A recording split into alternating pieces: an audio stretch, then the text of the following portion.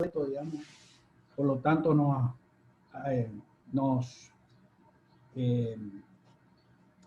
digamos, nos adaptamos, digamos, al cronograma ese que decía que era asueto para la universidad, en homenaje al Día del Dorado. Bueno, hoy vamos a complementar un poquito con el tema de lo que vimos el jueves de la semana pasada sobre los dípteros. La verdad que los dípteros se están comportando, digamos, de una manera bastante sorprendente, digamos, en estas últimas temporadas.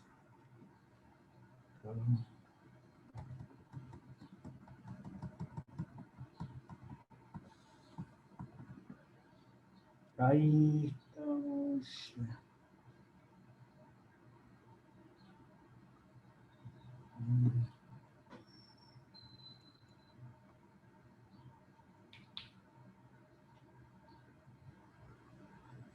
Ahí se ve, ¿no es cierto? ¿Está bien? Sí, sí. Bueno, esta es una nueva plaga que ha aparecido, digamos, en soja, que está presente en la Argentina y está causado también por una mosca. Acuérdense de que la mosca tiene un aparato bucal en esponja. Por lo tanto, con su aparato bucal no puede hacer daño, sino que tiene que hacerlo a través de su ovipositor, ¿no es cierto?, que es el que deposita los huevos dentro del hospedero. Ya habíamos visto el ejemplo de la mosca en la fruta, ¿no es cierto?, el jueves de la semana pasada. Bueno, este es un caso similar, pero es nuevo, ¿no es cierto?, en la Argentina, es la mosca de la soja, Melanogromisae sojae. Fue descrita por Settner en el año 1900.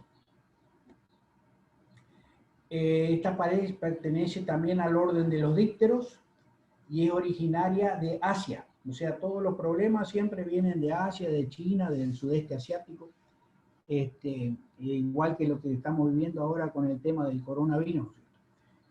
Y se distribuyó en Australia, Rusia y en España también fue reportada. Acá en América se fue detectada en Brasil y Paraguay, sobre todo en la zona sojera, ¿no es cierto?, básicamente, que sería enfrente a Misiones, básicamente, donde se hace todos los cultivos anuales de Paraguay y también en el sur de Brasil. Como les decía, el daño no es por el aparato bucal, sino que porque introduce el ovipositor e inserta los huevos en el tejido vegetal. Lo hace en las hojas, ¿no es cierto?, de soja, básicamente en la parte de abajo, en la cara abaxial.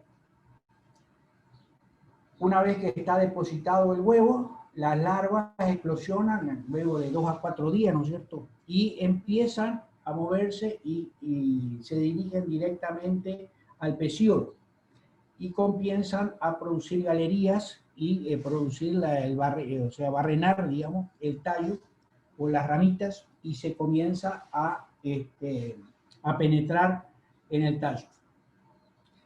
La larva, ahora vamos a ver, es de color amarillento, mide 2 a 3 milímetros, tiene una cápsula cefálica, o sea, la cabeza perceptible a través de las mandíbulas. Acuerden siempre que las moscas, la fruta, la larva, la parte más fina, la parte angular, es la cabeza, generalmente de color oscuro, tanto en la mosca de la fruta como en todas estas especies que estamos hablando. Y la parte del abdomen, ¿no es cierto?, es donde está 2 puntos negros que corresponden a los espiráculos.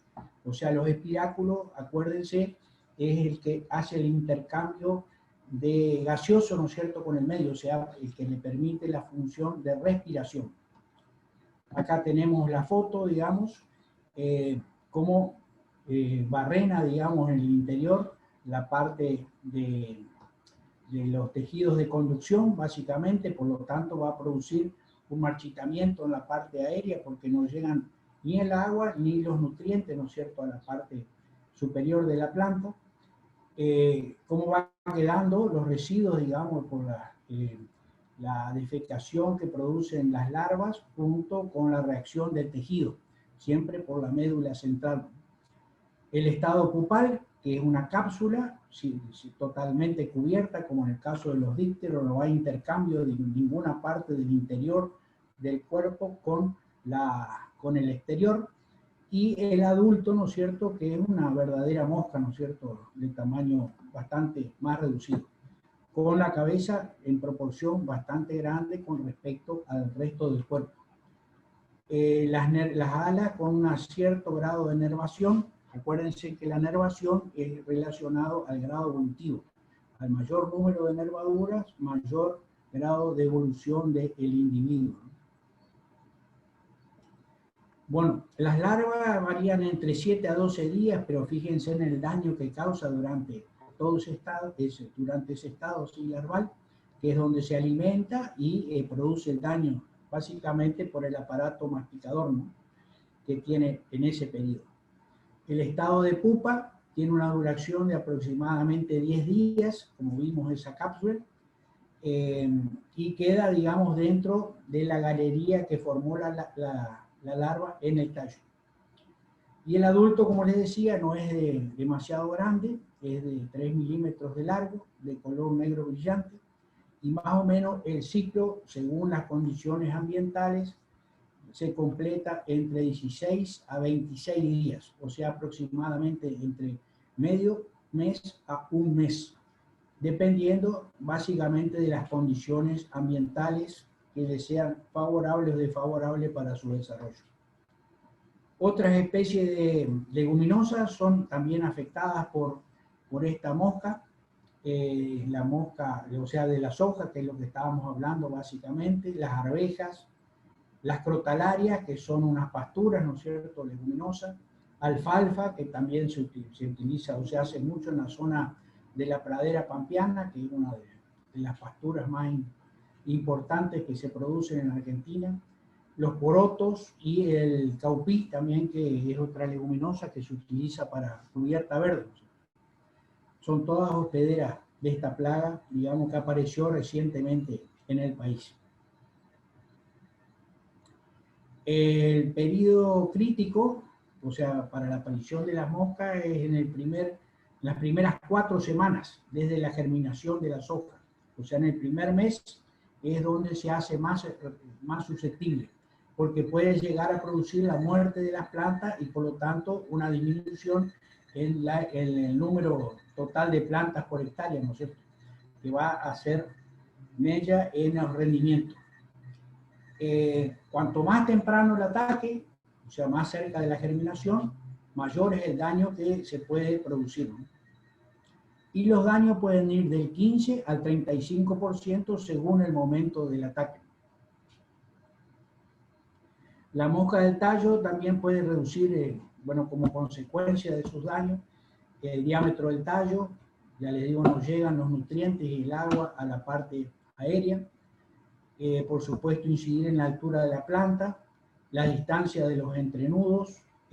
También es posible un engrosamiento en la base del tallo, y esto va a traer aparejado un enanismo y como les decía, un amarillamiento en la parte aérea por la deficiencia en el suministro de nutrientes y el agua.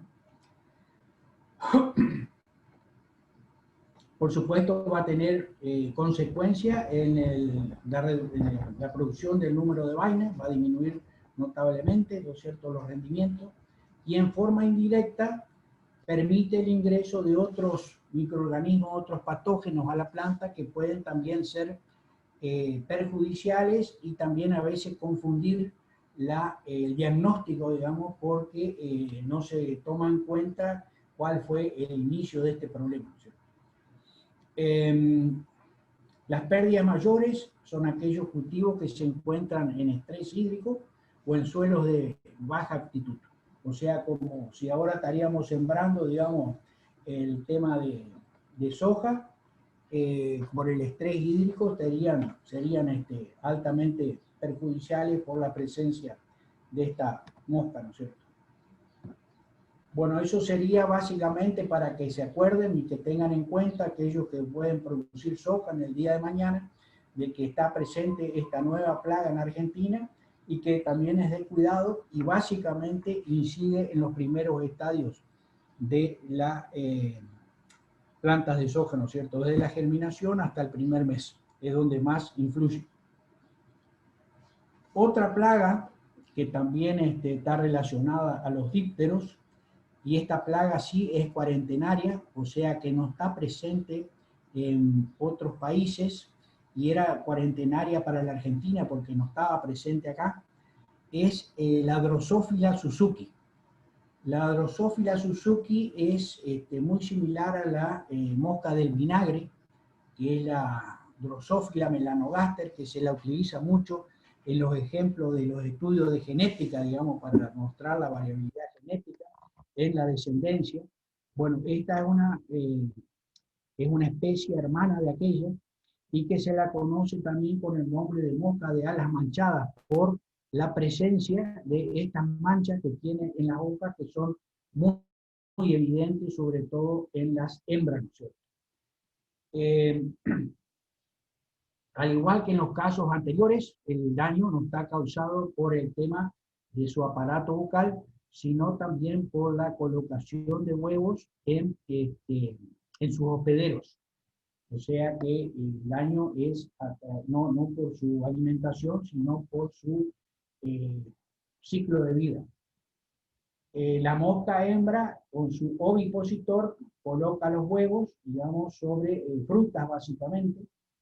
Estas eclosionan los huevos y emergen las larvas. Estas larvas empiezan a alimentarse de los frutos básicamente y después se convierte en el estado pupal. El estado pupal es bien característico por la presencia de estas especies de antenas, ¿no es cierto?, en su parte de la cabeza, y también por esta especie de piráculo que tiene en la parte abdominal.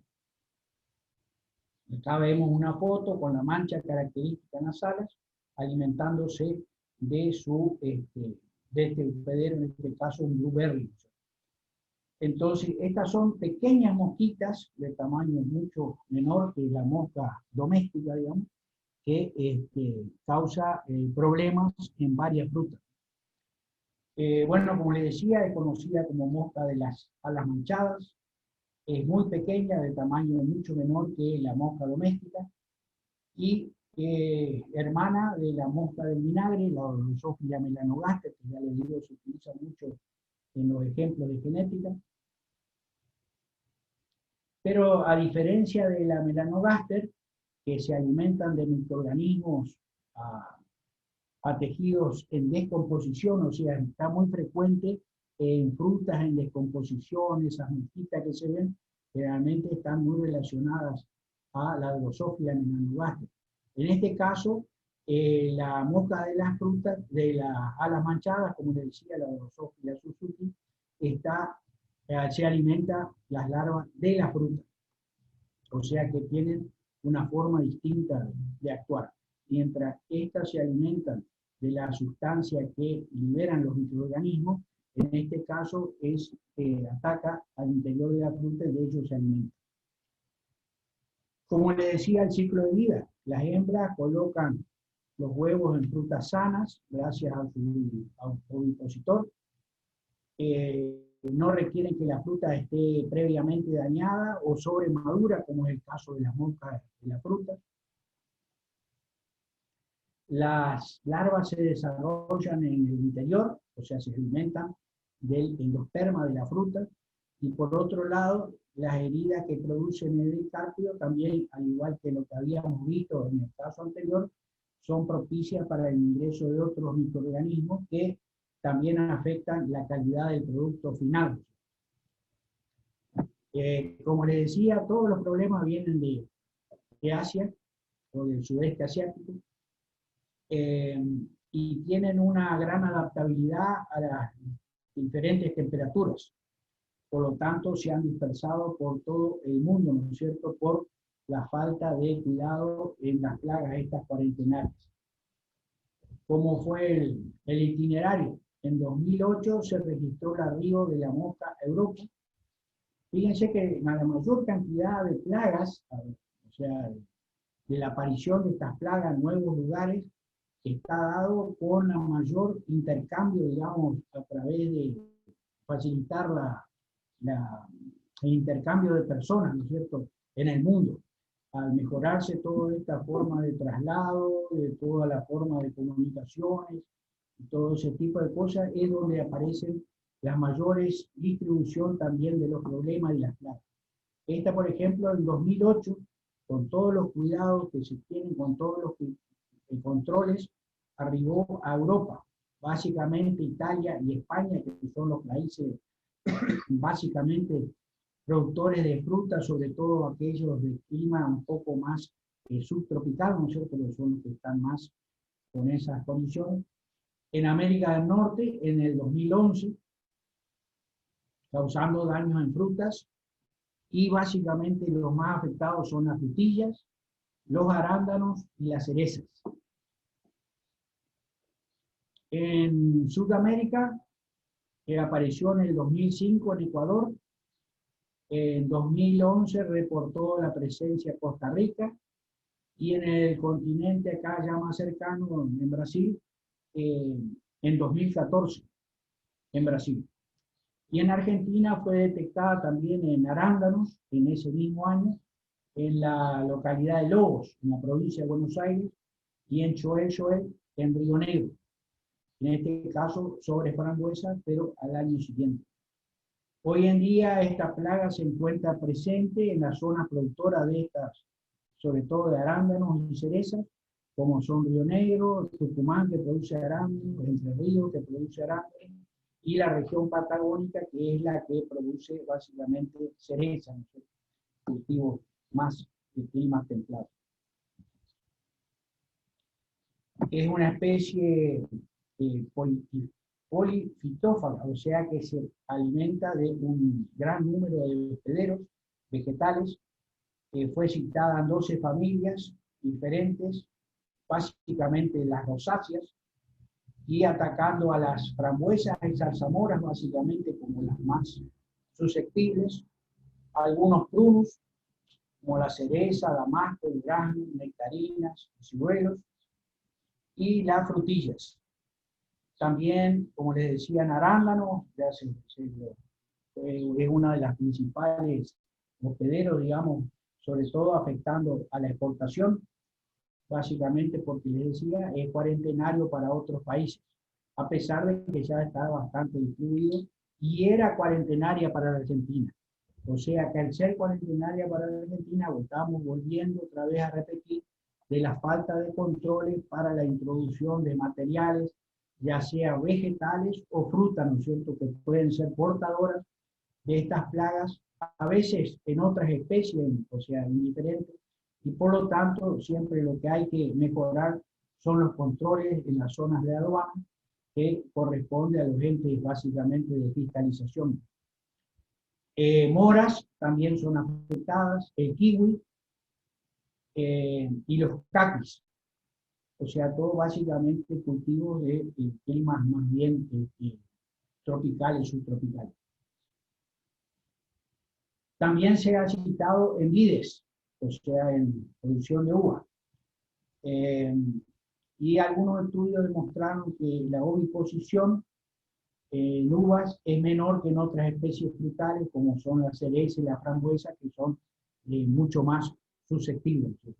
Pero también habría que cubrir la zona vitivinícola, digamos, por su presencia para evitar, digamos, mayores daños en esa que es uno de los principales puntos de producción del país, ¿no?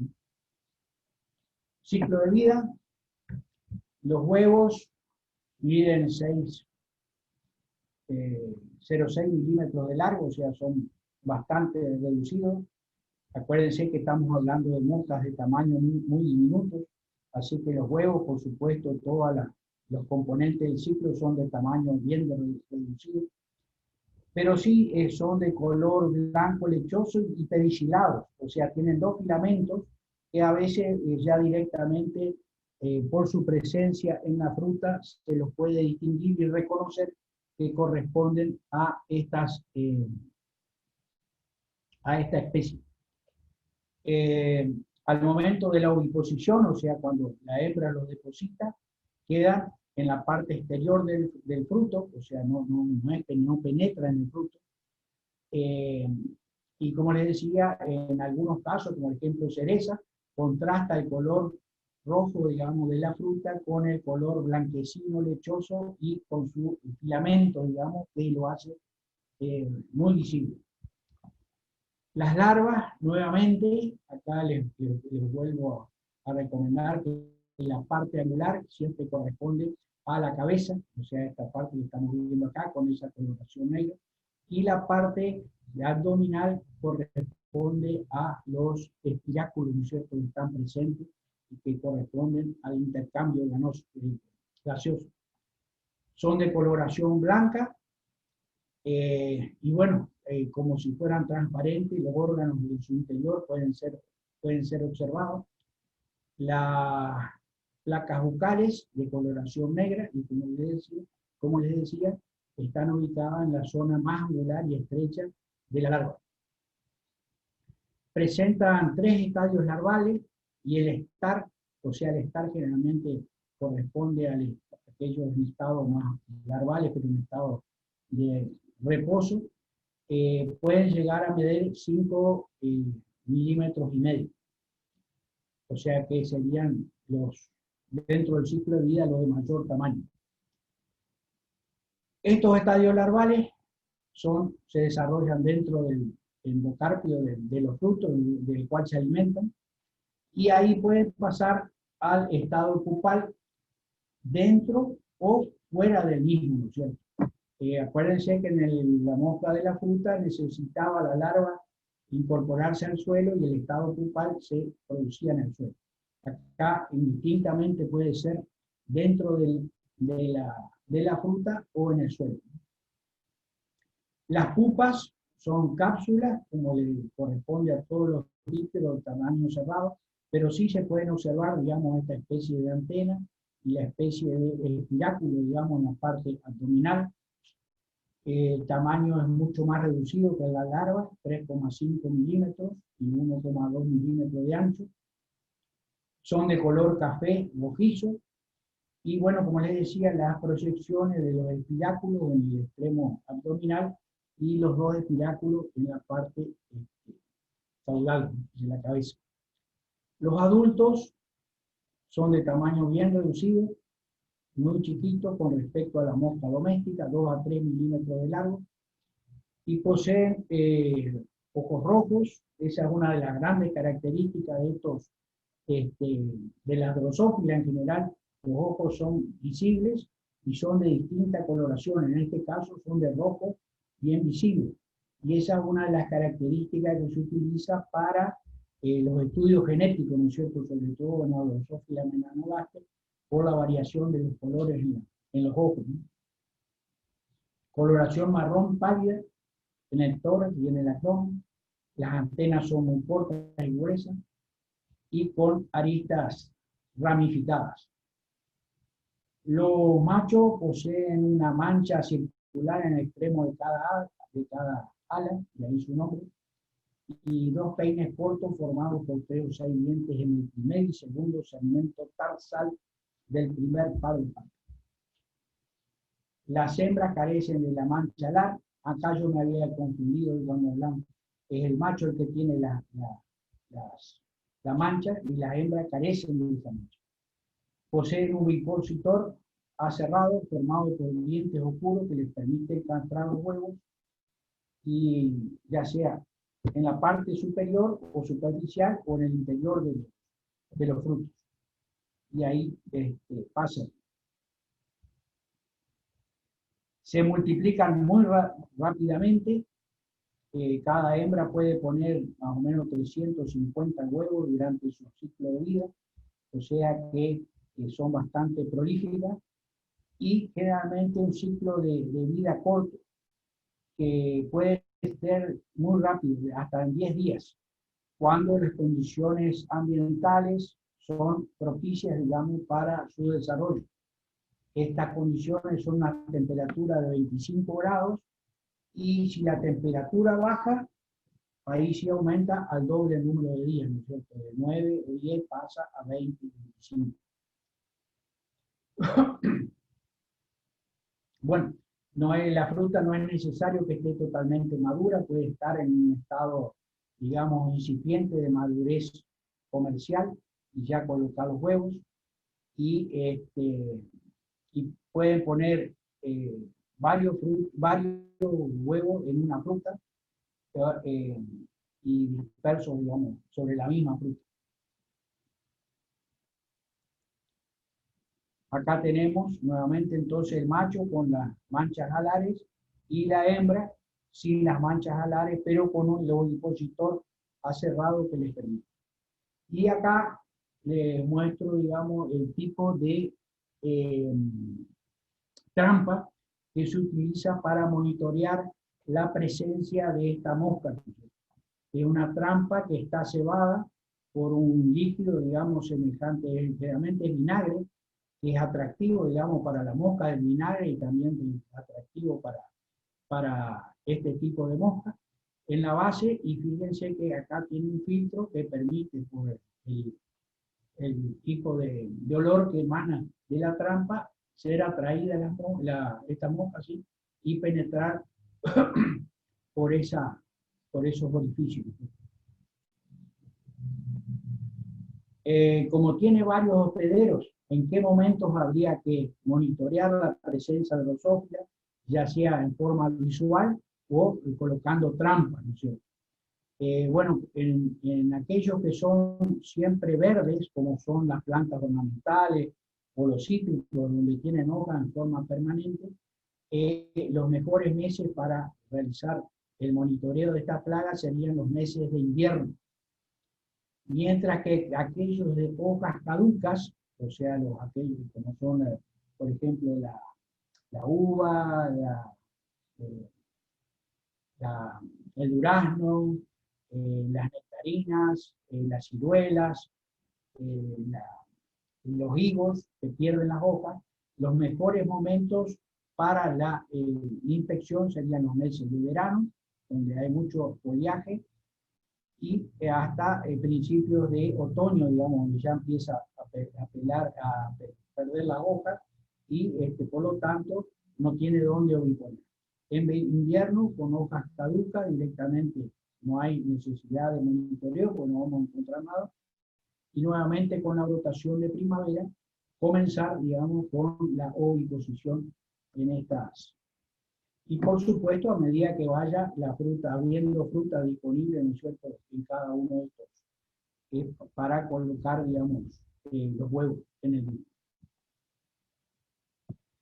Bueno, complementando un poco con todo lo que es la parte de dípteros, esto yo no lo he dado en clases anteriores, pero me pareció importante incorporarlo, porque siempre hay preguntas relacionadas al tema.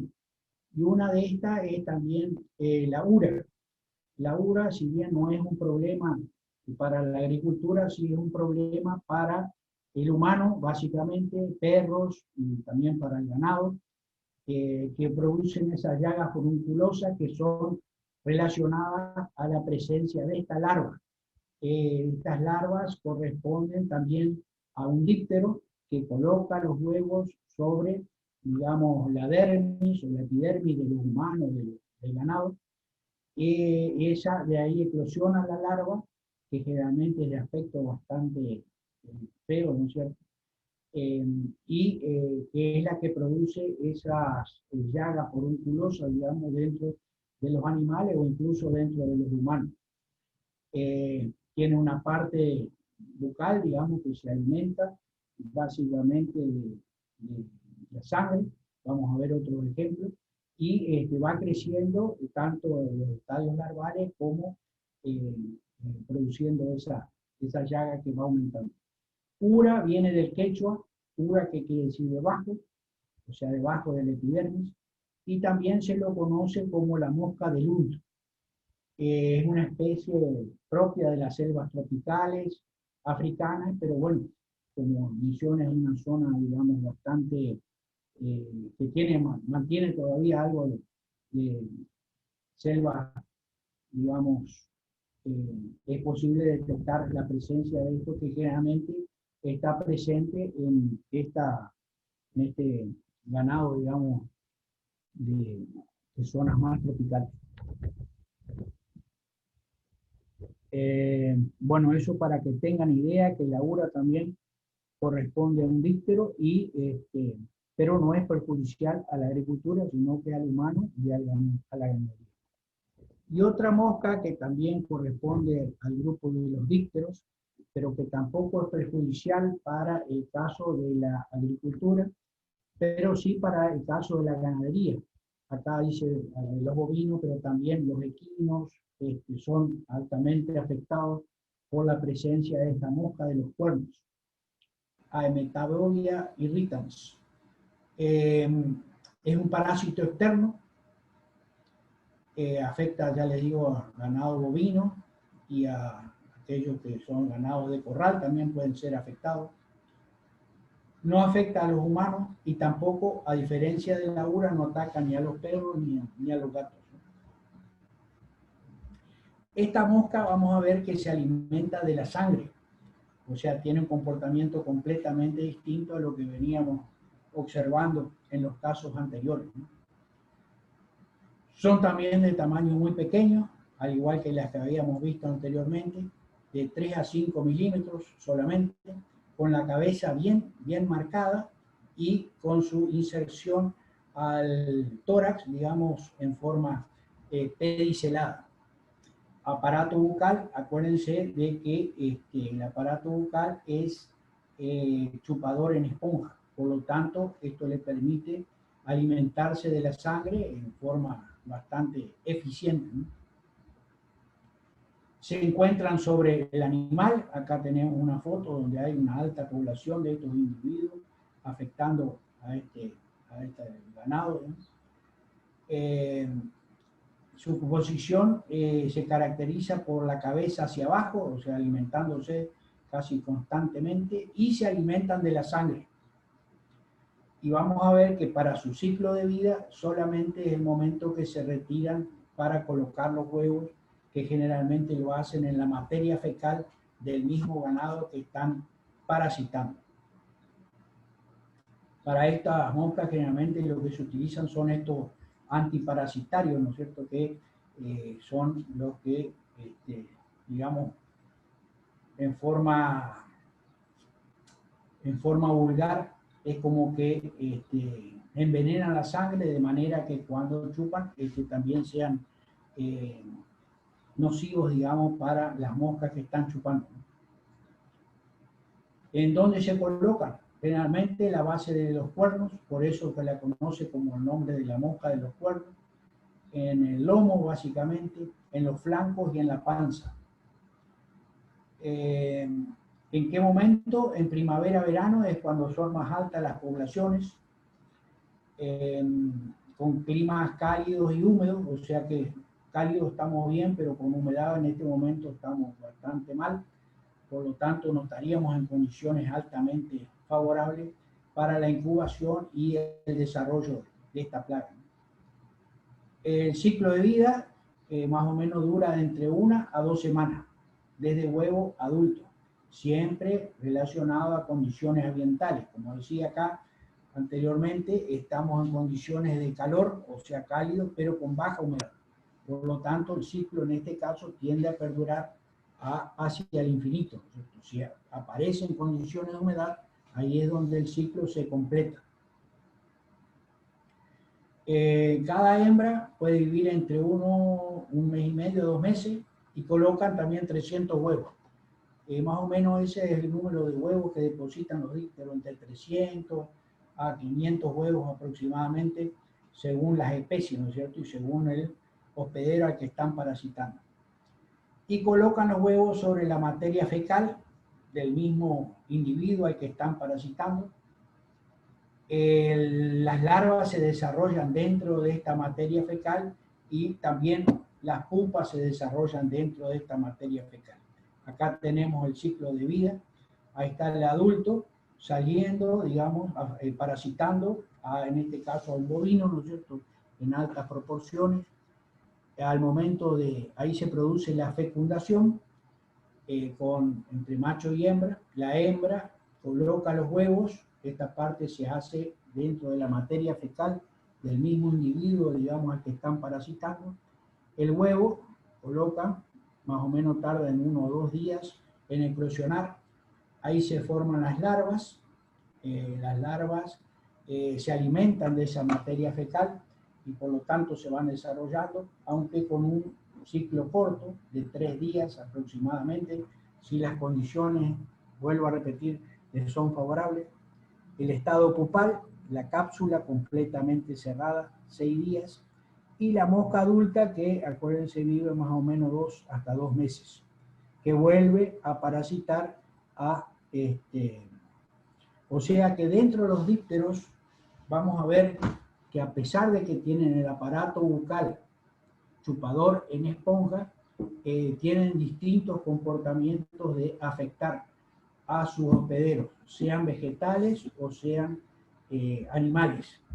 Y como les decía al inicio, el número de dípteros, digamos, de problemas que están causando dípteros en plantaciones agrícolas, siempre está incrementando y apareciendo nuevas plagas, como estas dos que les mencioné, en el caso de la soja y en el caso de la Drosophila Suzuki, en algunos frutales, ¿no es cierto?, de fruta fina, como se le llama al cerezo o a las guarandas.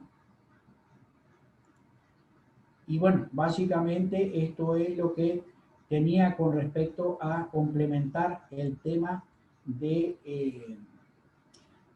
la mosca de la fruta, ¿no es cierto? Vamos a hacer un recreo de 5 minutos. Yo preparo esto de las trampas mientras. Bueno.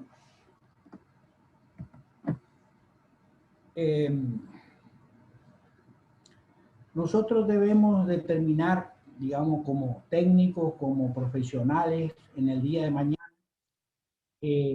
cuando salimos al campo o nos mandan algún problema, tenemos que determinar estas preguntas que están presentes acá, ¿no? Y esto es una enseñanza para el resto, digamos, de su vida profesional. ¿Qué, dónde, cuándo? O sea, ¿qué es lo que está presente que causa algún daño en los organismos? ¿Dónde, en qué parte del lote o en qué plantas están afectadas, digamos, por este organismo? ¿Y cuándo? O sea, ¿en qué periodo, en qué momento del año es afectado o en qué momento del estado fenológico de la planta produce el daño? O sea, son cosas básicas que nosotros debemos estar contestando como profesionales en el día de mañana.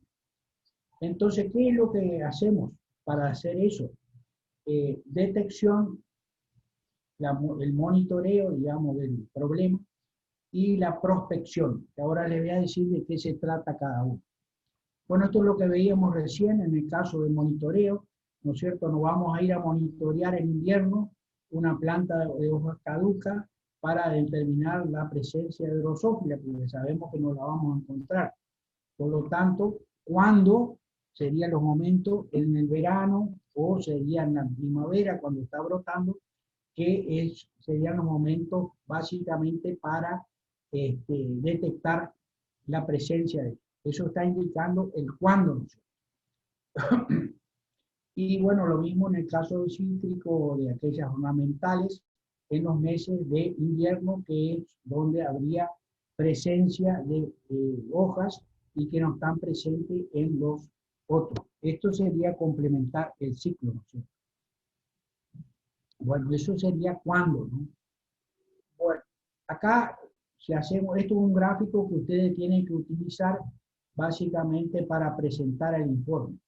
Este gráfico acá de coordenadas cartesianas tiene dos. El eje de las Y es el número de individuos, ¿no es cierto?, de 0 a lo que sea. Y acá tenemos el tiempo en días. Acá van a estar cada uno de los momentos de las observaciones que ustedes hagan digamos, en las trampas que van a utilizar para los prácticos.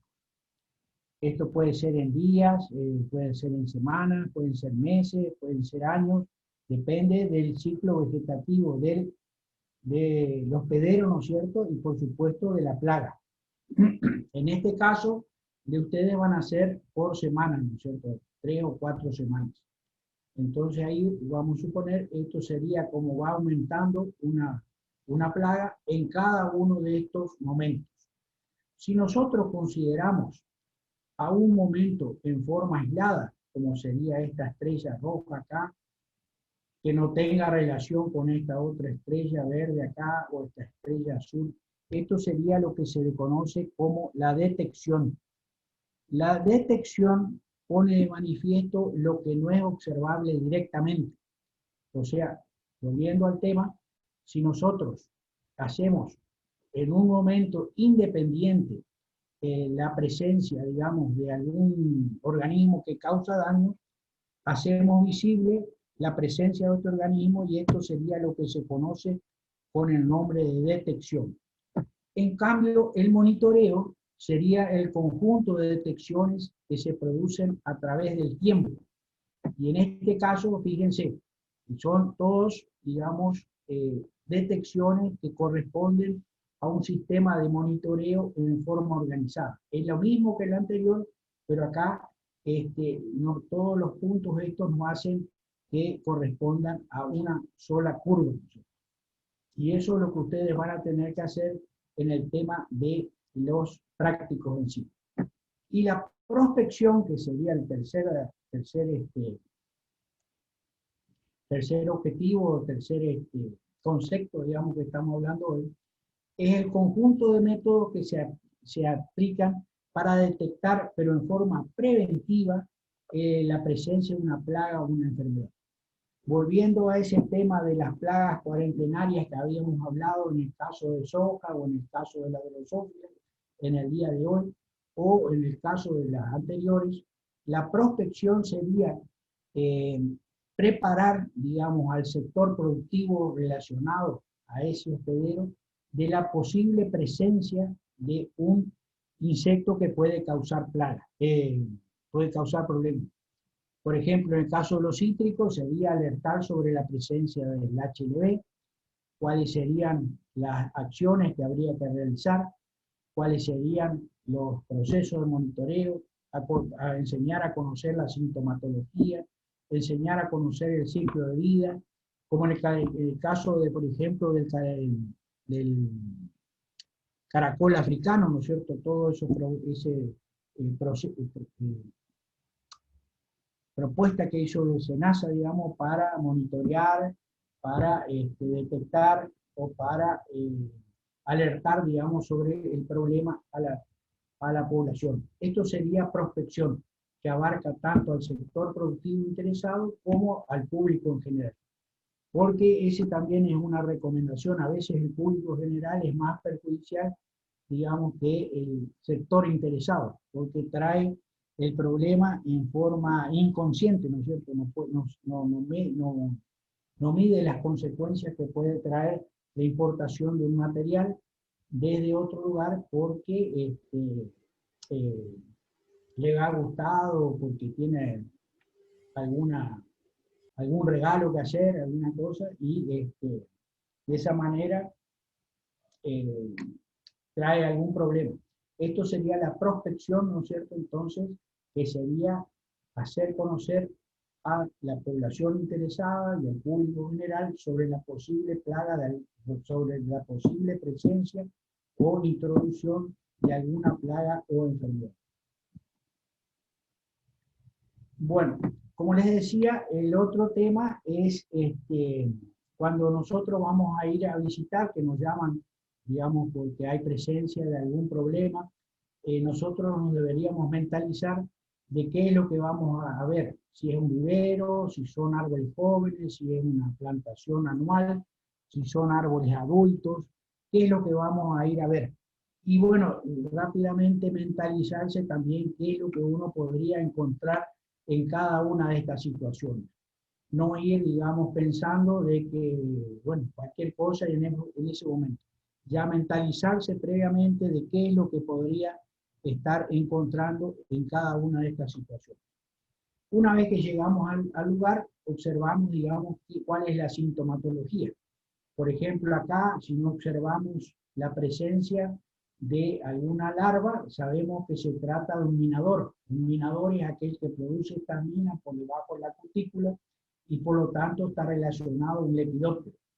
Por eso les digo, es importante conocer tanto la sintomatología como el daño que produce cada orden para, si no está presente el individuo, también relacionarlo con el tema. Acá es una plantación de soja, por ejemplo, acá hay una larva, en este caso sí es posible observar, pero si no tuviera la larva, con la presencia de estas mordidas que hay en la hoja, nosotros podemos asumir de que es un individuo que tiene un aparato bucal masticador el que produce esto.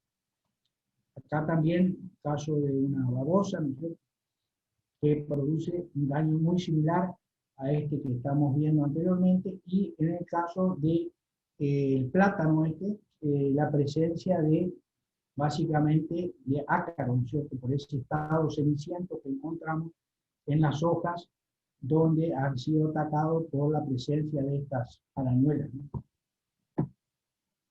Bueno, tenemos dos métodos de detección o monitoreo. El primero son los relativos, como faltó leer, y los absolutos. Los relativos son aquellos que nos dan una idea de la población de individuos que tenemos, digamos, en una situación. No nos dan un número exacto del número de individuos. Dentro de esto es el uso de trampas amarillas. Nosotros vamos a utilizar algo de esto en los prácticos, que generalmente son buenos para la captura de homópteros. Las portichis, que son para la captura de moscas básicamente, aunque por lo general atraen distintos órdenes de insectos, ¿no es cierto?, como van a poder ustedes observar en los prácticos. Las malaisis, que son para lepidópteros, básicamente son telas, ahora después vamos a ver. Las trampas de luz, que generalmente atraen a varuletas o polillas que son de hábito nocturno o del atardecer, y aquellas que están cebadas por feromonas, como vimos para el caso de la mosca de los frutos, que también pueden ser utilizadas para coleópteros, para lepidópteros, básicamente. En cambio, los absolutos son aquellos que nos dan el número total de individuos que están presentes en una planta, en una superficie. Básicamente, para eso tendríamos que contar todos los individuos que están presentes en esa superficie o en esa planta. Para eso se utilizan suctores de aire, donde atraen la totalidad de individuos, digamos, que están presentes en esa superficie o en esa planta. La observación visual, por contar el número, digamos, de individuos, o en este caso, el número de perforaciones que podríamos encontrar en una unidad de superficie, vamos a suponer, que si yo, 10 centímetros cuadrados de una madera. Y en el caso del suelo, como esto ya habíamos visto en el caso de los nematodos, los tamices que nos permiten determinar la cantidad de individuos que habría por centímetro cúbico de suelo. Esos son valores absolutos para los métodos de detección, si es en un momento preciso, o monitoreo, si son varios momentos de detección a través del tiempo. ¿Cómo funcionan las trampas? Las trampas funcionan por estos dos métodos, ¿cierto? Por atracción, o sea, la atracción puede ser por distintos motivos, ahora vamos a ver olor, color, o por intersección, o sea, interceptando el vuelo de los organismos alados que se encuentran presentes, o por medio de trampa, ¿no es cierto?, en el suelo para aquellos que son de hábito caminador, como serían los pozos, ese tipo de cosas. Pero generalmente ambos actúan por combinación, o sea, los atraen por alguna situación, que puede ser por olor o color, y después quedan interceptados por algún otro mecanismo. Entonces, básicamente, estos son los dos métodos que se utilizan, pero básicamente las trampas utilizan ambos formas, digamos, para la captura de los individuos. Bueno, muchas de estas cosas ya había comentado Eddie Esquivique en la primera clase cuando le habló de la preparación de la caja entomológica, cómo serían estas redes entomológicas, que tienen un paño, ¿no es cierto?, con el extremo romo, para evitar que los individuos se acumulen ahí en el fondo y sean extraídos fácilmente. Pueden ser de mango largo, mango corto, de acuerdo al tamaño del cultivo y también a la, digamos, la facilidad para la extracción. Esto es muy bueno para captura, sobre todo en cultivos anuales, ¿no es cierto?, básicamente. Hay distintos tipos de redes, básicamente, hasta para cazar pescado, ¿no es cierto? Y también se pueden utilizar lupas de mano de al menos 10 por, ¿no es cierto?, como le habíamos dicho, para la identificación de aquellos individuos que son de tamaño diminuto, como son ácaros o presencia de huevos de varias de estas especies. Otras trampas son las trampas tipo Barber, en este caso por intersección, ¿no es cierto? Generalmente se las coloca, se las entierra en un vaso de plástico, en el suelo, ¿no es cierto? Y a nivel del suelo, de manera que todos los individuos que anden, sobre todo para ver organismos del suelo que están presentes en el suelo, caigan en este recipiente. Este recipiente contiene agua con algunas gotas de detergente o el agua que se utiliza para el radiador de los autos, digamos, para el antirrefrigerante, sería, para evitar de que los individuos vuelvan a salir, o sea, quedan capturados de esa manera dentro de este recipiente. Esto se puede hacer recuento diario, semanal, quincenal, de acuerdo a la cantidad de individuos que vayan cayendo en este recipiente. Este es como habíamos hablado en el caso de los nematodes, ¿no es cierto? Acá se coloca la muestra del suelo. Habíamos dicho que se necesitaban más o menos unas 40 muestras del suelo. De esa muestra del suelo se hace una muestra compuesta y posteriormente de esos 500 gramos que se sacan de la muestra compuesta se colocan en este filtro, digamos, que se satura con agua, se deja pernoctar y luego se cuenta la cantidad de nematodes capturados por centímetro cúbico de agua, ¿no es cierto? Y eso se relaciona a la cantidad de tierra que está presente en este filtro. El aparato de Berlese. El aparato de Berlese es también para conocer, digamos, distintos individuos, organismos que están presentes como descomponedores de materia orgánica en hojarascas. ¿Cómo funciona esto? Bueno, acá tienen una luz. Esta luz le da calor, por lo tanto, los individuos tienden a alejarse de ese calor y de esa manera son contenidos, digamos, salen de esta materia orgánica y son contenidos en este frasco que está por debajo, que también tiene agua con detergente o algún otro producto que no permita, por un lado, la degradación rápida del individuo y por otro lado que no vuelvan a escaparse, digamos, de este recipiente. Esta sería una trampa común donde por solo atracción, ya sea por el color o por algún otro olor, digamos, que emane de esta trampa, caigan los individuos y sean capturados en este frasco, ¿no es cierto?, que está por abajo. Es como si fuera directamente un embudo, ¿no? Otros tipos de atracción, en este caso por color. Estas trampas son de tipo comercial, son de distintos colores. A veces vienen sin el cuadriculado esto, y otras vienen con una sustancia engomada.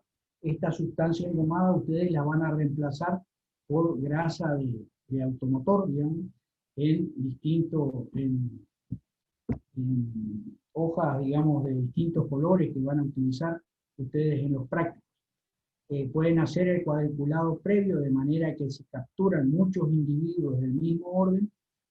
Después pueden calcular por el número de cuadriculados que tienen para el número total, ¿no es cierto? Y no estar contando el número de individuos, siempre y cuando sean del mismo orden que caen en la misma trampa. Como en este caso, por ejemplo, son todos individuos de un del mismo orden, y contando la cantidad de individuos que están presentes en un cuadriculado, por el número de cuadriculados se puede obtener el número de individuos capturados. En este caso, el atractivo son feromonas.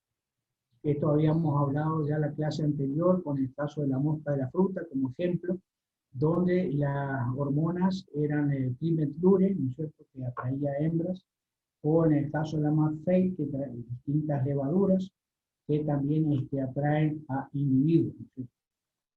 En el caso de la portici es algo muy similar a lo que vamos a utilizar nosotros en los prácticos.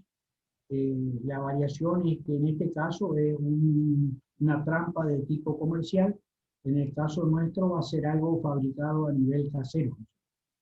En este caso de las feromonas es muy específico para los individuos que se quieren atraer.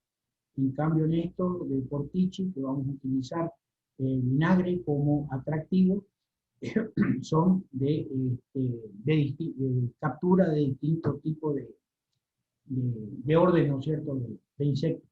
Por lo tanto, es no específico. Este es un ejemplo, por ejemplo, que se está haciendo ahí en la facultad, en una integradora, y becas, digamos, para la captura de chinche en eucaliptus, específicamente, y también se utilizan estas mismas trampas para la captura de electrocida invasa, o sea, el microhimenóptero que produce esas emaginaciones o esas agallas en eucalipto, que alguien de ustedes en clases pasadas me hizo una pregunta. Se utilizan este tipo de trampas, ¿no es cierto?, también con el cuadriculado, trampas pegajosas, de coloración amarilla, y se colocan a la altura, digamos, generalmente del hospedero o de donde generalmente ataca la plaga. En este caso, entre 1,5 a 2 metros de altura. Si es una planta anual, lo va a colocar a más baja superficie. Se acomoda eso de acuerdo al momento, al lugar donde ataca, o al cultivo donde ataca el individuo. Esta es una trampa que algunos posiblemente se acuerdan, estaban a lo largo de la ruta. Era para el picudo del algodonero. El picudo del algodonero estaba presente en Brasil, pero no estaba presente en Argentina hace 15 años atrás, y por lo tanto se habían colocado este tipo de trampas a lo largo de toda la ruta 12 para ir monitoreando, digamos, si estaba presente o no el picudo. Bueno, como se podrán imaginar hoy, el picudo se cuenta por kilos en los lugares donde hay presencia de odor, o sea, las trampas pueden estar presentes, pero si no hay control, vuelvo a repetir, las plagas igual entran. Acá tenemos una plantación de algodón con una trampa, digamos, en este caso específica para el picudo de algodonero. Les puedo asegurar que este frasco en términos de una semana se llena, ¿no es cierto? El picudo es de tamaño bastante reducido, por lo tanto es fácil de, o sea, se cuenta más bien por kilo que por individuo. Vuelvo a decir, por la falta de control. Las trampas tipo Moerique, estas también son atractivas por color. Fíjense, realmente el color amarillo. Se pueden utilizar para el caso del rulo de la yerba mate, generalmente también estas trampas de tipo Moerique son, se pueden ser útiles para ese tipo de cosas, y generalmente tienen el atractivo más este líquido con unas gotas de detergente o una gota de el antirrefrigerante, que ya les digo se usa para el radiador de los autos, De esa manera los individuos quedan capturados y tampoco se degradan, porque a veces al degradarse pueden perder el color de las alas o perder alguna característica que sirva para la identificación. Estas trampas, como les decía anteriormente, según el hospedero, según el tamaño del hospedero, se colocan a la altura que corresponde. En este caso es algo de pastura, está a ras del suelo. Este es para otro tipo de trampas muerites. También acá estamos con, en este caso, pinos de 1,50 m aproximadamente, por lo tanto, están a esa altura, digamos, en la zona donde está la brotación apical, aproximadamente la altura de la trampa. Ahí estamos cargando la trampa, siempre, fíjense, a la altura correspondiente para que esté, digamos, con la misma proporción. Este es el pulgón de los pinos, que bueno, eso después va a hablar él seguramente cuando hablemos, que es el que produce, digamos, pérdida de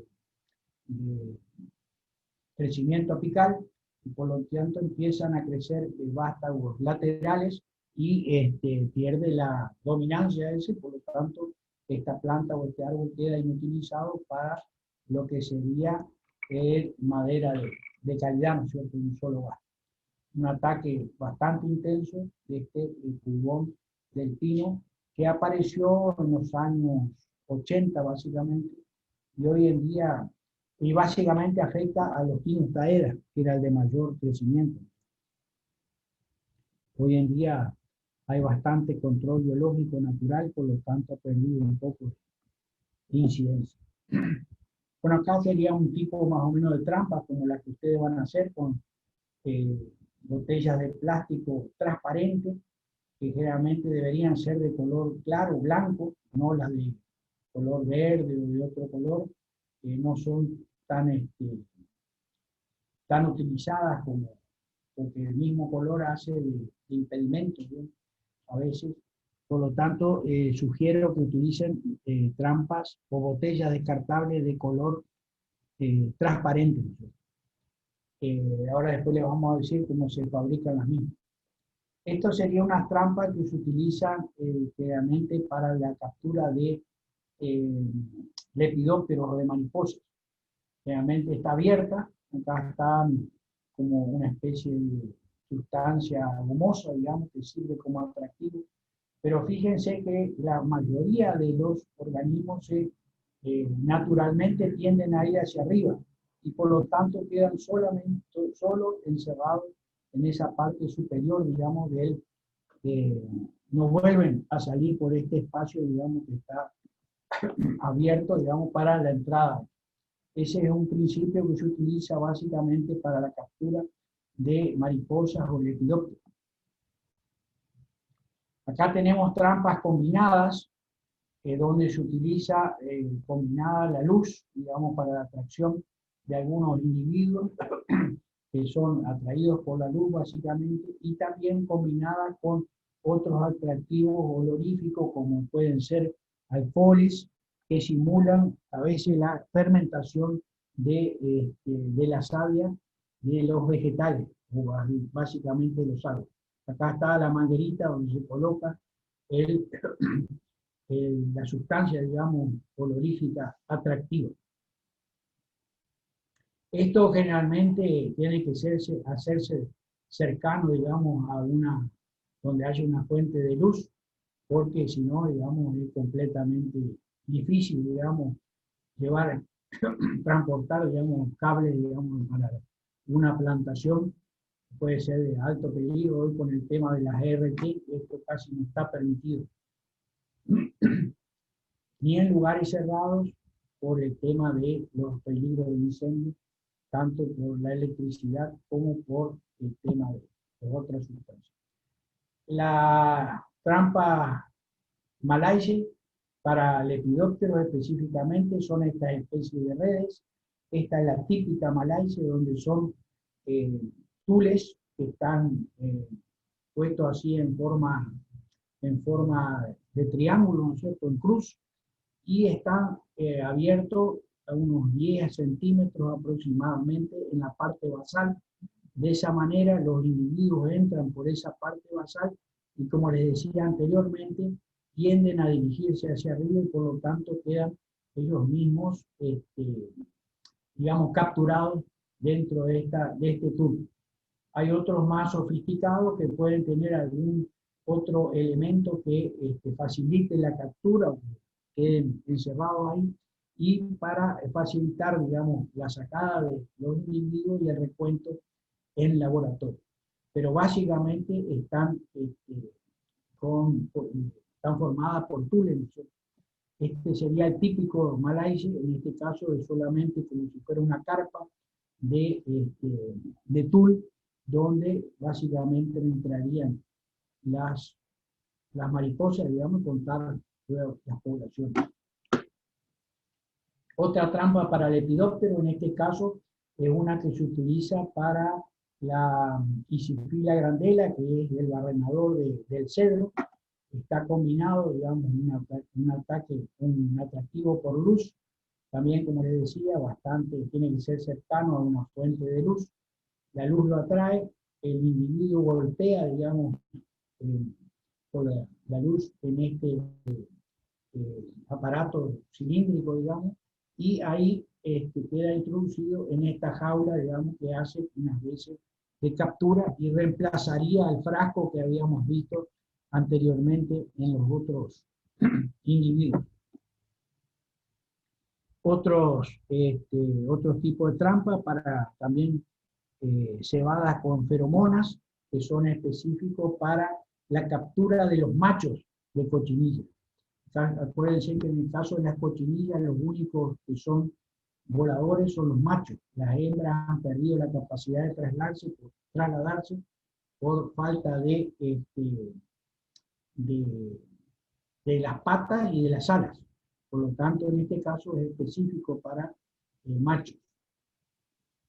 Y esto sería algo diferente a lo de las trampas. Mientras que las trampas atraen por el color, en este caso es un tipo de trampa que segrega una sustancia que se conoce como confusión sexual. De esa manera, el macho no encuentra a la hembra, digamos, y desvía su trayectoria, su vuelo hacia otro sector. O sea, actuaría en una situación, en lugar de atraer, de esparcir o de confundir, digamos, al macho para que no detecte la presencia de la hembra. Acá una trampa tipo muerique en una plantación de durazno para la captura básicamente de pulgones. El pulgón transmite un virus que se llama el virus de Yarca, potivirus, y que en esta zona, en el área de San Juan, en Pocito, es una zona cuarentenaria, o sea que se ha detectado la presencia de la enfermedad en algunas plantas. Y por lo tanto, se está monitoreando la presencia del vector, en este caso de pulgones, mediante estas trampas amarillas, mariques, para evitar la difusión y seguir produciendo, digamos, en forma comercial. Otra trampa, también en este caso en una plantación de alfalfa, instalada a 50 centímetros de la superficie del suelo. Otras trampas que se utilizan para, en este caso, en lugar de atractivo, es para la difusión de enemigos naturales. Son sustancias, láminas pegajosas, digamos, donde se colocan las pupas de los individuos que se quiere liberar. Entonces el adulto libera a través de esa pupa y produce el control biológico de otras plagas que se quiera controlar. Serían formas de control. Algunos ejemplos, digamos, de estas trampas que son específicas, fíjense en este caso, cebada con feromonas que atrae a individuos del mismo orden, o en este caso que son de amplio espectro, digamos, donde atraen a individuos de distintos órdenes. Y llegamos a las trampas de intersección, que en estas sí lo que hacen es interceptar el vuelo de individuos digamos, que son perjudiciales. Esto es lo que se utiliza básicamente para la detección o monitoreo de langostas, sobre todo en el estado volador, volador pesado, volador liviano, que es donde migran hacia otros lugares y por lo tanto de esta manera se podría interceptar su vuelo. Pueden ser chapas de zinc, ¿no es cierto?, que directamente interceptan el vuelo. Pueden ser espejos,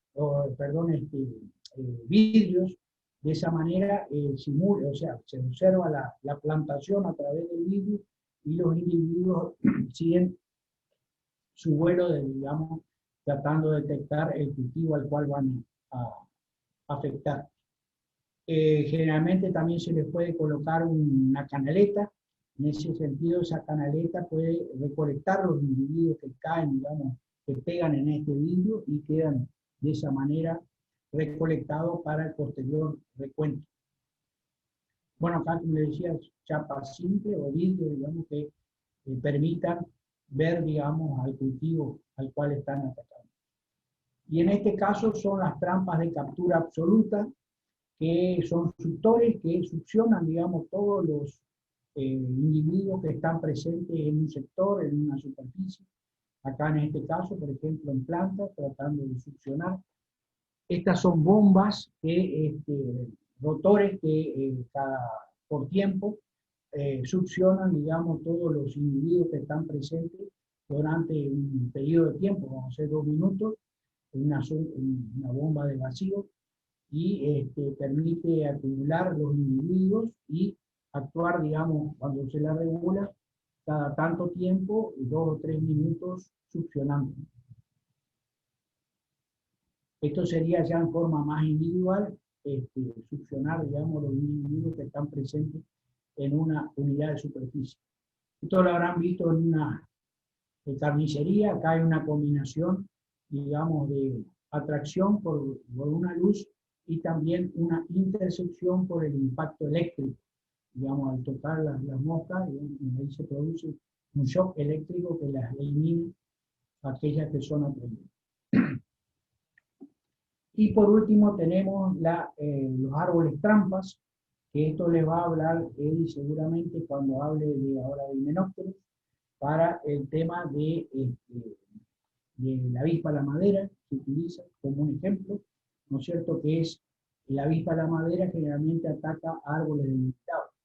Entonces, acá lo que se está haciendo es instalar árboles trampas, debilitando en este caso a los pinos, por un lado haciendo el anillado, sacando la corteza, eso debilita al árbol. Para acelerar el proceso se lo coloca un herbicida y esto ahí queda expuesto, digamos, un árbol debilitado en el tiempo, que realmente es atractivo. Después se tira este árbol para observar si hay presencia o no de la avispa a la madera. Hay varios ejemplos que se podrían utilizar en la agricultura, ¿no es cierto? Este del mosquino es un ejemplo. El otro que también nosotros estuvimos utilizando en un momento es el caso de los mirtos, la Murraya paniculata, que es muy atractivo del vector del HLB, de los cítricos. Entonces utilizábamos a los mirtos como árboles trampas para detectar los momentos de aparición de este cítrico, ¿no es cierto?, que prefiere, les vuelvo a decir, al mirto, al cítrico. Y de esa manera podíamos elaborar un programa de alerta al sector productivo de que, bueno, el mirto apareció, está creciendo la población del sitio, por favor estar atento, digamos, a un posible ataque en sus plantaciones cítricas. O sea, hay varios ejemplos que se podrían utilizar para esto. Entonces, la última pregunta de todas las que habíamos visto, qué, cuándo, dónde, es esta, ¿no es cierto? ¿Dónde buscamos esos individuos dentro de la plantación? Bueno, si la distribución de la plantación, de la población, perdón, es al azar, ¿no es cierto? O sea, está disperso en distintos lugares del lote, para eso nosotros deberíamos ya estar sabiendo cuál es el organismo que causa el problema. El método de muestreo debería ser sistémico. sistémico, bueno, ahora les voy a dar algunos ejemplos de cómo sería un muestreo sistémico, pero sería, por ejemplo, cada 3 filas, cada 3 plantas, y así ir recorriendo el lote en forma sistémica para tratar de detectar. Lo mismo sería para cuando están en forma agrupada. Agrupadas serían aquellos que no tienen capacidad de vuelo, como es el caso de los ácaros, o como es el caso de aquellas poblaciones poliembriónicas, que generalmente es bastante frecuente esta forma dentro de los insectos, sobre todo en ataques iniciales. En ese caso también se necesitaría un muestreo sistémico. Y en el caso que que la población esté distribuida uniformemente dentro, dentro de la población, o sea, dentro de la plantación, el muestreo debería ser al azar, o sea, tomar plantas al azar, como habíamos visto en el caso de, por ejemplo, de mamón, unas 10 plantas por hectárea, y observar, digamos, en el vez con la ayuda de una lupa, la presencia de ácaros. O sea que hay distintas formas de monitorear de acuerdo a cómo está distribuida las plantaciones. Así tenemos algunos ejemplos de muestreo sistémico. Cada 3 filas, cada 3 plantas, podría ser uno. Por fila intermedia, 10% de las plantas, ¿no es cierto?, en forma de zigzag, tratando de cubrir básicamente de forma uniforme, digamos, la distribución dentro de este zigzag. No cargar, digamos, los extremos y descargar el centro de la plantación, sino por todo la superficie del lote. Y de algunos ejemplos de muestreo al azar, que cuando se eligen plantas al azar, como les decía en el caso este de mamón, cuando se trata de insectos con alas, tratar de cubrir todo el lote, y agrupado para el caso de ácaros, básicamente. Este es un ejemplo por el que hicimos de un relevamiento, un monitoreo de la presencia del mal de la tela, que no tiene nada que ver con eso, pero cómo se puede, digamos, monitorear en espacio o presentar los datos de monitoreo en el espacio de la presencia de alguna plaga. A los puntos rojos indican la presencia de la plaga en ese lote, y los puntos verdes serían que son lotes que estaban libres, ¿no es cierto?, de ese problema. Y bueno, básicamente esto sería todo lo que hay con relación al tema del teórico de hoy, y ahora le pasaría la posta ahí a Delia para que les diga un poco, les explique cómo sería el tema de los prácticos que tienen que hacer, digamos, desde ahora en adelante. Bueno, hola, ¿qué tal? Y acá estoy, Juan Pedro. Bueno, ¿Se me escucha? sí.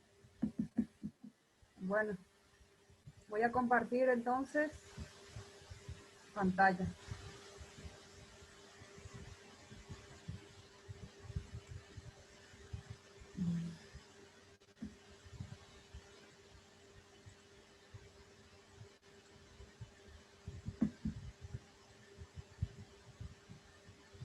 Vamos a ver si me deja compartir ahora, porque la semana pasada no me dejó.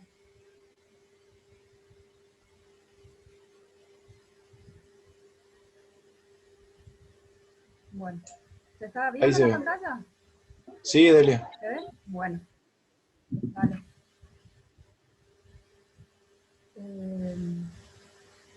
Bueno, este es el práctico número 3, captura de insectos por medio de trampas. El objetivo del práctico va a ser determinar qué órdenes de insectos son los que se capturan con mayor frecuencia para cada tipo de trampa que vamos a utilizar, y después vamos a hacer una proyección a través del tiempo de esa frecuencia de insectos que capturamos durante cada semana, ¿sí? Una proyección a lo largo del mes. ¿Cuál va a ser la metodología de trabajo? Bueno, se van a armar grupos de hasta 4 integrantes. estos grupos lo van a armar ustedes, o sea, ustedes van a ver con quién trabajar en este periodo. Y lo que se va a necesitar, los materiales van a ser goma eva azul, amarillo, verde y rojo. Estas goma eva van a ser para hacer las trampas cromáticas que Juan Pedro había hablado ya hoy durante la clase. Utilizamos goma eva porque es un material más resistente, ¿sí? Muchas veces habíamos utilizado también cartulina, pero la cartulina cuando hay mucho viento o llueve se deteriora y terminamos perdiendo la trampa. En cambio la goma eva se va a mojar, pero no se va a llegar a romper, ¿sí? Grasa de motor, como había dicho Juan Pedro, la grasa de motor, ¿por qué? Porque también resiste más las temperaturas y las lluvias, ¿no? Si metemos cualquier otro tipo de adhesivo a la trampa de la misma y terminan lavando. Un alambre, bueno, alambre flexible. El alambre flexible vamos a ir viendo después que necesitamos tanto para las trampas cromáticas, las de colores, y para los mosqueros. Botellas descartables, lo que había dicho Juan Pedro, que sean botellas descartables de 1,5 a 2,25 litros, que sean transparentes, ¿sí? Y bueno, vinagre de vino, vinagre de alcohol, vinagre de manzana, alcohol 70. Bueno, ahora con todo este tema de la pandemia, me imagino que ya todos saben cómo preparar alcohol 70. Por ahí para el que no sabe, el alcohol que se compra en la farmacia, ¿sí? Diluimos 70 mililitros de alcohol con 30 mililitros de agua y ahí tenemos una aproximación del 70%, ¿sí?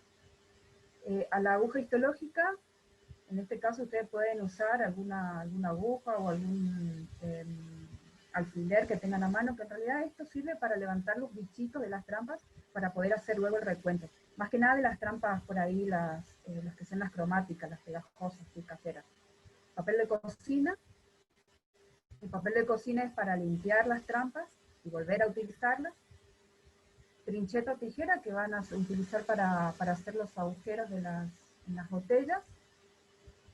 Y una lupa de mano para los que tienen para poder hacer la identificación correcta de los insectos, ¿sí? Bueno, las trampas que vamos a trabajar van a ser las trampas cromáticas caseras. Ahí puse 2 colores diferentes por cada integrante del grupo, ¿sí? En total van a haber 8 trampas por grupo, 2 azules, 2 amarillas, 2 verdes y 2 rojas. Y cada integrante va a elegir 2 colores, ¿sí? Las trampas se hacen con goma eva, una dimensión de 10 por 15 centímetros, y antes de ponerle la grasa de motor encima, porque hay que colocar una capa fina de ambos lados de la trampa, pueden hacer el cuadriculado que había dicho Juan Pedro, de 2 o 3 centímetros, ¿sí? Para hacer el conteo de los insectos que caen, ¿sí? Bueno, se coloca de ambos lados la grasa de motor, tiene que ser una capa fina, porque la grasa de motor generalmente es de un color rojo, ¿sí? Bastante oscuro, entonces por ahí con la trampa amarilla nos va a tapar el color. Lo ideal es que sea una capa fina, pero que sirva como para que si el insecto impacta, quede pegado, ¿sí?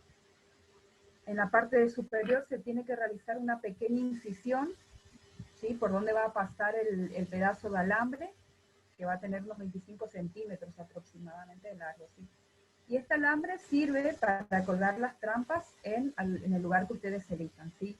A 1,5 y 2 metros del suelo generalmente, ¿sí? Que sería la altura donde están generalmente nuestros cultivos, ¿no? Bueno, acá tenemos un esquemita de lo que es la trampa. Y bueno, el agujerito no se cuelga. Hay que recordar que estas trampas, ahora, ustedes van a colocar estas trampas esta semana. Esta semana ya arranca, ¿no? Las materias, ustedes retiran esas trampas de las plantas donde colocaron, o del lugar donde colocaron, y van a hacer el recuento de insectos que tienen encima, ¿sí? Una vez que hacen el recuento y tienen todo contabilizado, lo que hacen es, con un pedazo de papel de cocina, limpian la trampa, sacan todo el exceso de grasa vieja que quedó, y los restos por ahí de insectos que quedaron, alas y estas cosas, patas, y vuelven a poner la grasa para volver a colocarla otra vez en el mismo lugar donde la habían puesto, ¿sí? Estas son las trampas cromáticas. Después van a colocar también lo que son los mosqueros caseros, ¿sí? Acá en este caso también tienen, por cada integrante del grupo van a haber 2 mosqueros diferentes, ¿sí? En total cada grupo va a tener 8 mosqueros. Y bueno, para ello lo que utilizaremos son las botellas, estas botellas descartables, ¿sí? Que sean transparentes, y vamos a realizar alrededor de todo lo que es la circunferencia de la botella, entre 4 o 5 agujeros, que van a tener unos 2 centímetros más o menos de diámetro, con la trincheta, y tiene que estar aproximadamente a unos 6 o 10 centímetros de la base. El agujerito, bueno, al tener este diámetro, lo que permite es que cuando nosotros coloquemos adentro el vinagre diluido en agua, esta sustancia va a actuar como atrayente, y los insectos van a entrar por el agujero, y después, cuando quieran salir, van a chocar contra la botella y van a terminar cayendo adentro en la solución que tenemos dentro, ¿no? Entonces ahí lo que vamos a agregar es una solución que va a constar de una parte de vinagre, ya sea una parte de vinagre de vino, alcohol o manzana, y 3 partes de agua, ¿sí? Y después, o sea, vamos a hacer 25 mililitros de vinagre, de cualquiera de estos vinagres, y 75 mililitros de agua. Y después aparte va a haber otro mosquero que solo van a utilizar el alcohol 70, ¿sí? Es decir, que van a tener 2 mosqueros de vinagre de vino, 2 mosqueros de vinagre de manzana, 2 mosqueros de vinagre de alcohol y 2 mosqueros de alcohol 70, ¿sí? En total también van a 2 mosqueros por cada integrante del grupo, ¿sí? Y bueno, el alambre también se utiliza para colocar en la parte superior de la botella. La botella tiene que tener la tapita para evitar la entrada de agua si estuviera a llover. Y bueno, ahí alrededor del cuello de la botella se le enreda el alambre, ¿sí? Y después se lo cuelga también del árbol, a unos 5 o 2 metros de altura desde el suelo, ¿sí? En este caso también, cuando ustedes hagan la recolección de los mosqueros, lo que tienen que hacer es retirar el mosquero de la planta o del lugar donde colocaron, llevarlo a sus casas y filtrar todo el contenido, el jugo o la solución que está dentro del mosquero, filtrar con un embudo y un papel de cocina, ¿sí? Y luego van a realizar el recuento de insectos que obtuvieron por cada trampa. Y van a volver a preparar esta solución y van a volver a colocar adentro de la botella y van a volver a colgar, ¿sí? Esta solución no la pueden preparar de antemano, ¿por qué? Porque el vinagre fermenta y se termina pudriendo, ¿sí? Y más ahora con las temperaturas peor, ¿sí? Bueno, las recolecciones se realizarán semanalmente por 4 semanas, ¿sí? Ustedes colocan esta semana y después van a hacer 4 observaciones, ¿sí? Y se va a llevar un registro, cada alumno tiene que llevar un registro del número de individuos que cayó dentro de cada una de sus trampas, clasificada por orden de las capturas, o sea, por orden, ¿sí? En cada trampa. Bueno, tienen que utilizar la clave, que la habíamos provisto con anterioridad, y de ser necesario utilizar lupas de mano, ¿sí? Al finalizar, cuando terminen las 4 semanas de toma de datos, tienen que elaborar un informe final, para eso tienen que tomar los datos de todos, hacer un compensado, y determinar qué tipo de trampa es más efectiva para la captura de determinado orden, y relacionar esa fluctuación poblacional que vimos a lo largo del mes, ¿sí? Porque vamos a ver que hay semanas que hay más insectos de un orden que de otro, ¿no? Y tenemos que relacionar esa fluctuación con los factores ambientales, si hubieron lluvias durante ese periodo, y la parte fenológica del paisaje donde pusieron las trampas, ¿sí? Bueno, este informe final también es grupal, así que lo tienen que hacer en conjunto, ¿sí? Y bueno, para la semana que viene lo que vamos a pedir es que, bueno, que manden una descripción de cómo está conformado el grupo, quiénes son los que van a formar parte de cada grupo, y la descripción del paisaje donde cada uno para dentro del informe. Entonces ahí podemos ir viendo cómo van realizando el trabajo. Y bueno, y eso sería todo. Si tienen alguna duda, me preguntan. Profe, yo tengo una pregunta sobre esto. ¿Todas las trampas tienen que estar en el mismo lote Sí. o puede ser en distintos lotes?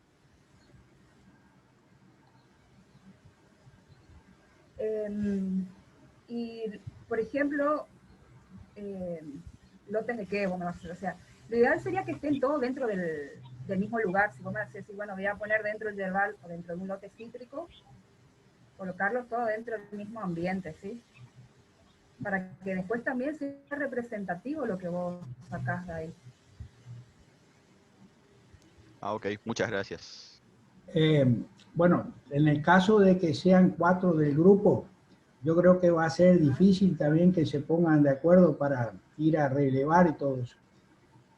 También aquellos que no lo puedan hacer en un lugar uniforme, como se le estaba planteando recién, bueno, hacerlo, qué sé yo, en el fondo de la casa o en algún parque que tengan cerca, aunque le van a robar todas las trampas, ¿sí?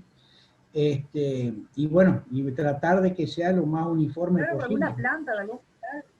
¿sí? Esa es la idea, ¿viste? Que sea lo más uniforme, pero bueno, si se les complica por el tema de esto de la movilización para un lado o para el otro, también aceptaríamos. Lo que es importante acá es describir el paisaje donde van a colocar, digamos, esas trampas y tratar de que dentro de lo posible por lo menos coincidan algunos factores.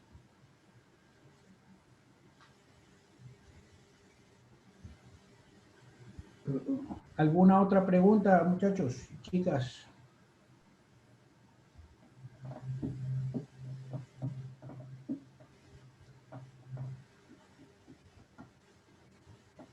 Tatiana.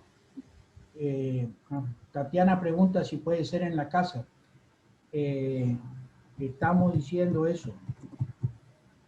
Estamos diciendo... Tales pueden utilizar también eso, sí, que sería lo ideal, ¿no?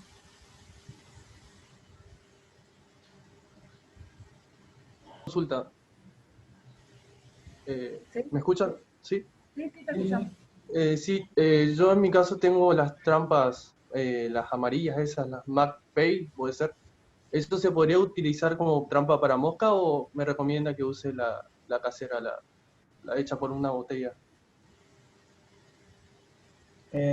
Bueno, si querés hacerlo como una experiencia específica, porque la verdad que no tenemos experiencia. ¿Y vos dónde tenés eso? O sea, lo conseguí de mi padre, que lo trabajaba en cítricos, por eso conseguí. Pero lo Ah, tengo acá en mi casa en Jardín de América. pero ¿y tenés la feromona para cebar y todas esas cosas? ¿No?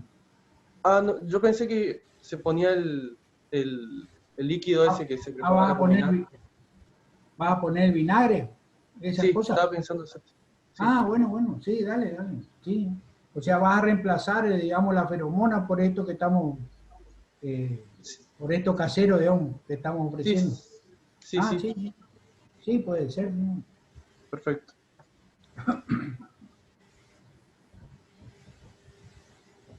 ¿Alguna otra? eh, ¿Alguna otra pregunta?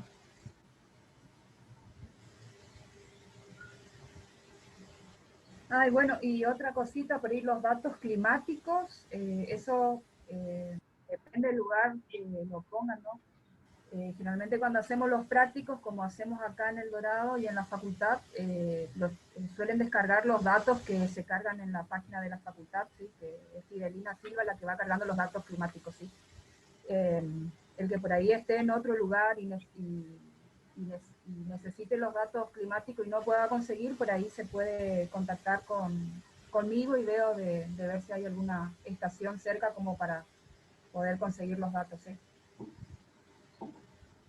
La otra cosa que sería importante para los datos fenológicos, todos saben lo que es fenología, ¿no es cierto?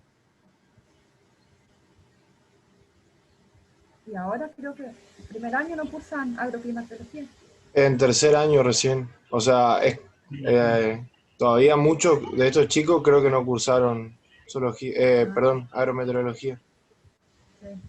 Bueno, básicamente así se los describo. Fenología es los distintos estados en que va la planta evolucionando, sea una planta anual o sea una planta perenne, ¿no es cierto?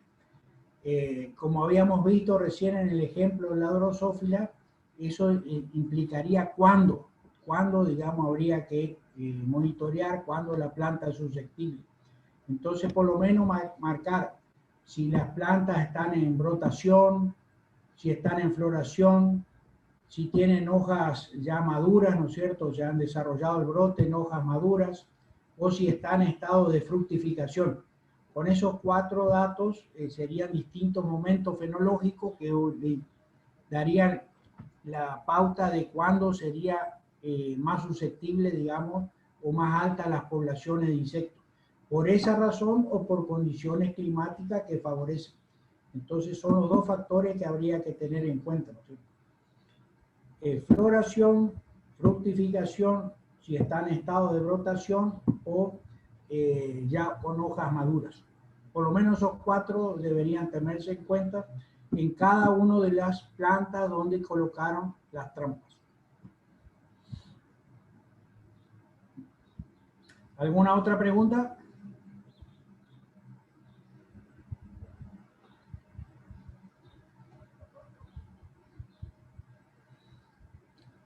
Bueno, cualquier cosa, si tienen preguntas cuando están elaborando el práctico, bueno, las hacen en el grupo, ¿sí?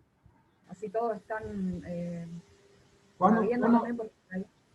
¿Cuándo tendrían que hacer la primera observación del jueves que viene? Para el jueves que viene, sí, tendrían que realizar la primera observación. Generalmente Bueno, este práctico cuando lo damos, nosotros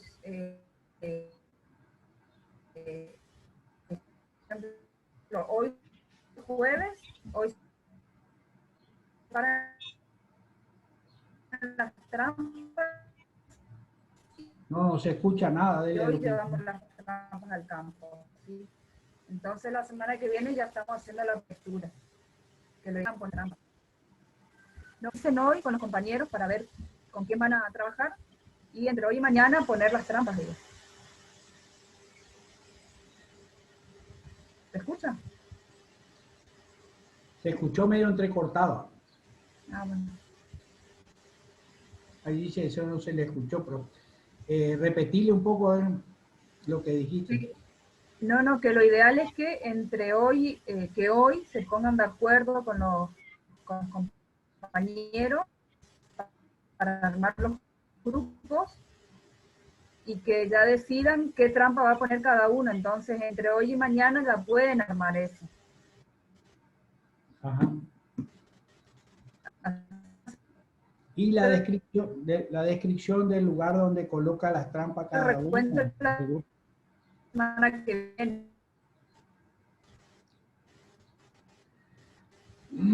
¿Se escuchó? Más o menos.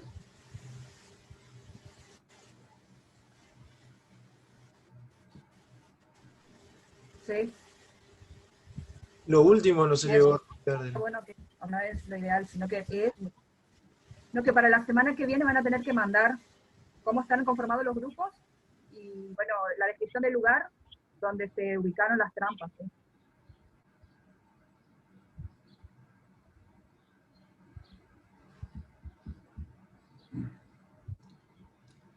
Bueno, si no hay ninguna otra pregunta, esto sería todo por hoy, entonces, y nos veríamos el martes. Si hay alguna consulta el martes, también podríamos estar haciendo, digamos, sobre este tema de los prácticos, ¿no es cierto? Si hay alguna duda, alguna cosa, bienvenido. Bueno, entonces si no hay más consultas, nos despedimos hasta el martes y